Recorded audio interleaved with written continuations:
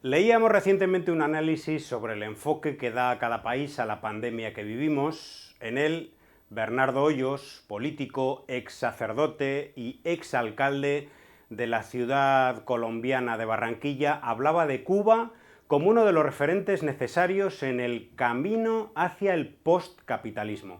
Hemos querido hablar con él y preguntarle qué quiso decir con ello.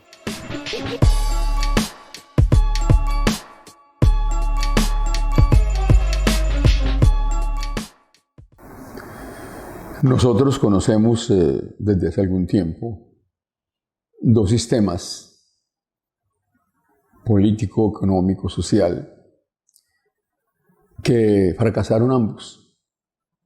Por un lado, el capitalismo, que tiene como único objetivo la acumulación de capital, la acumulación de riqueza. Y el socialismo real, de orientación soviética, que también fracasó por completo. Y ahora el capitalismo, con su nueva modalidad financiera, el neoliberalismo como tal, que solo produce muerte, tragedia, sangre, exclusión, humillación. No sabemos para dónde coger, porque ya llegó a un grado tal de que no puede continuar. Precisamente esta pandemia nos ha hecho entender, o mejor, ha quitado el velo de toda la porquería, la podredumbre, la miseria que el sistema capitalista neoliberal engendra. Y tenemos que buscar una salida. Nosotros hablamos de postcapitalismo, pero no sabemos cómo será. Y cuando me refería a Cuba, es porque Cuba ha sido siempre el paradigma para nosotros los latinoamericanos. Cuba tiene un sistema en el cual se prioriza el bien común, el bien de la comunidad, la dignidad de la persona humana, y deja en segundo plano el acaparamiento, la acumulación. Por eso Cuba, para nosotros, o el sistema cubano, puede ser un camino para el nuevo sistema que tendrá que realizarse en todo el mundo, en todo el globo. Vamos a entrar en temas de Colombia, que Bernardo Hoyos conoce muy bien, el caso de la compra de votos, especialmente en el departamento del Atlántico, de cuya capital Barranquilla él fue alcalde.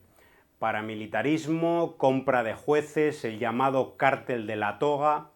Bernardo, ¿nos podría hacer un pequeño análisis de situación? Yo creo que todo está relacionado, incluyendo la primera respuesta sobre Cuba.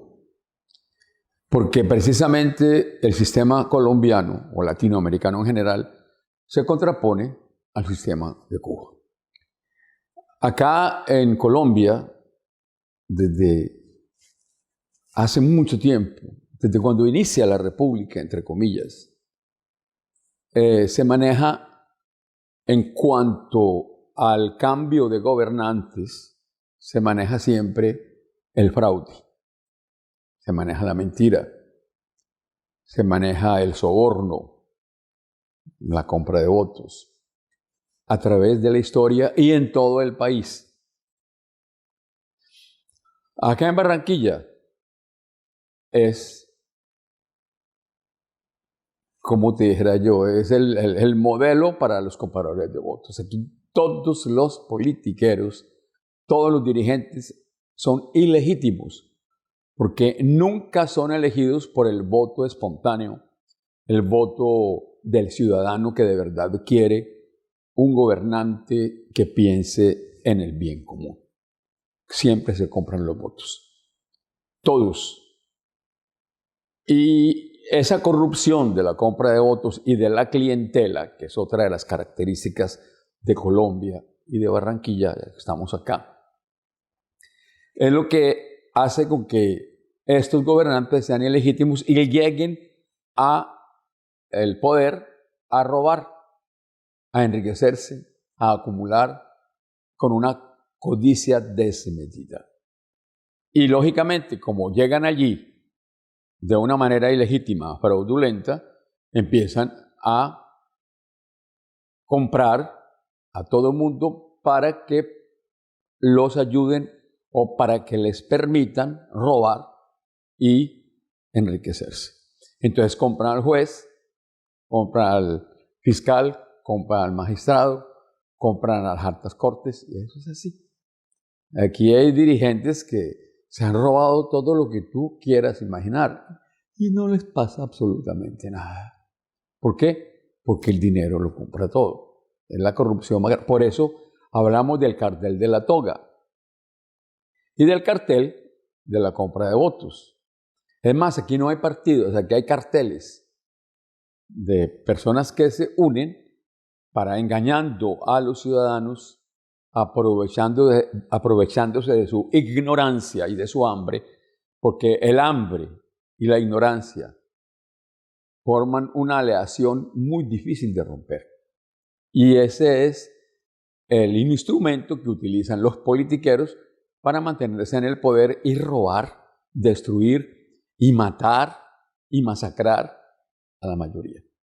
Y entonces el cartel de la toga es ese: toda la justicia comprada y politizada, porque también es otra cosa. El que tiene el poder político, pues lo compró y también compra a la justicia. Acá en Colombia, en América Latina en general, recordemos el caso de Dilma Rousseff, Luis Ignacio Lula da Silva, Rafael Correa, Evo Morales, los Kirchner en Argentina, y así por el estilo. Lo que han hecho con Maduro en Venezuela, lo que hacen con Cuba, con el bloqueo, con las calumnias, con las injurias, porque ellos tienen, repito, comprada la justicia y politizada la justicia. ¿Y cómo ellos dan el dinero para comprar los votos en el Congreso? Entonces el Congreso, manejando a los jueces, a los fiscales y a las altas cortes, manejan todo. Y por eso el cartel de la toga. Aquí hubo un fiscal, Néstor Humberto Martínez, el pasado, que vino aquí a Barranquilla y se escandalizó, dijo él, con la compra de votos, pero no hizo nada. Y yo le dije, le dieron náuseas, me dijo. Y yo le dije, hombre, fiscal, si tú escudriñas en el cartel de la toga, no te van a dar náuseas, te vas a defecar, te vas a orinar del asco que vas a sentir. Esa es la realidad. Queríamos preguntarle también a Bernardo Hoyos qué está sucediendo con los asesinatos selectivos de líderes sociales y comunitarios en su país. También es una costumbre inveterada en Colombia. Desde el inicio, no, desde antes de iniciar el siglo XX, en el siglo XIX, la cantidad de muertes por el poder, por la política, entre comillas, liberales y conservadores, el siglo XIX estuvo plagado de luchas. Y termina el siglo con la mayor guerra, llamada la Guerra de los 1000 días, entre liberales y conservadores, por llegar a la presidencia. Finalmente se hace una amnistía, hace unos acuerdos que no cumplen. A los 10 años asesinan en plena calle cerca del Capitolio al general Uribe, de los que había hecho la negociación con los godos que estaban en el poder. Y el siglo XX fue también plagado de asesinatos, de masacres, por mantenerse en el poder, principalmente los conservadores, acolitados por la Iglesia Católica, contra los liberales. Y eso fue durante todo el siglo XX. Lógicamente, que se agravó o se vio más evidente en los gobiernos de Laureano Gómez, antes de Ospina Pérez, Rojas Pinilla, que mataban a los hermanos como matando moscas o cucarachas, por el poder, por estar allí. Y entonces, y han seguido en eso. Formaron los paramilitares. Es impresionante cómo del 80 al 90 era impresionante cómo mataban a la gente. Y principalmente cuando alguien hablaba de una reforma política, de construir la paz, de reformar toda esta estructura nefasta del país, inmediatamente mataban a todo eso. Acordemos el caso cuando Samper Pizano, cuando César Gaviria Trujillo, cuando Pastranita, y después ahora con Uribe y con Duque. Entonces, eso de matar líderes y de matar militantes que piensen diferente ha sido una constante en este país. Por eso yo creo que esta pandemia debe hacer o darnos la oportunidad de que los colombianos piensen y analicen la historia del país, porque siguen matando líderes. Ayer mataron 2 líderes, en plena pandemia, en plena angustia, en pleno encerramiento forzado, represivo como en el que estamos, y siguen matando a los líderes, porque sencillamente están exigiendo sus derechos, están exigiendo tierra o están cuestionando a Duque. Parece que es imposible hablar de Colombia sin hablar de Venezuela, o más bien al revés. ¿Qué papel cree usted que juega el gobierno de Iván Duque en la agresión de Estados Unidos a Caracas? Los colombianos y los venezolanos somos iguales, somos lo mismo. Y nuestra frontera es una frontera que ha estado siempre abierta, y el va y viene de venezolanos y colombianos ha sido siempre una constante y una característica de estos 2 países. Más, Simón Bolívar, el libertador, pues era de Caracas. Así por el estilo Sucre, grandes personajes de la historia de la independencia son venezolanos. Y nosotros, repito, somos muy parecidos, yo diría que somos iguales a los venezolanos. Pero es que Colombia tiene una posición geopolítica estratégica al máximo. Y los gringos, el imperio siempre ha estado metido acá desde el inicio. Por allá, al inicio del siglo XX, cuando Marcos Fidel Suárez fue presidente, decía, respice polum, esto es, que tenemos que mirar todos al Polo Norte. Esa es una de los principios que Marco Fidel Suárez, un presidente colombiano, humilde, sencillo, pero llegó al poder y entonces miraba América del Norte como si fuese el modelo para todos nosotros. Y esa línea la siguieron todos los presidentes, toditos, siempre arrodillados al poder. Y cuando la crisis del narcotráfico, cuando la crisis de Samper, de Pastrana, de Gaviria, se abrieron del todo para que los gringos entraran acá. Bases militares, los gringos entrenan a los soldados, a los oficiales, nos traen todo tipo de armas. El Plan Colombia no es más que una,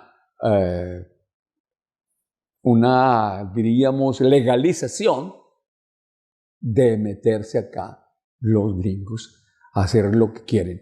Que los gringos tienen entrada y salida cuando quieran. Aquí los aviones gringos violan el espacio aéreo. Aquí los gringos violan la frontera.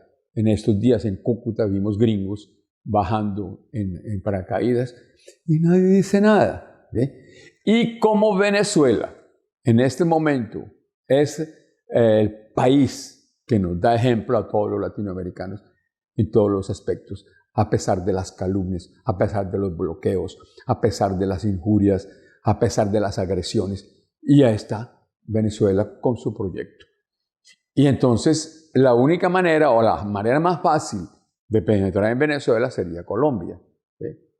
Otro problema es que los colombianos dejemos que se haga eso.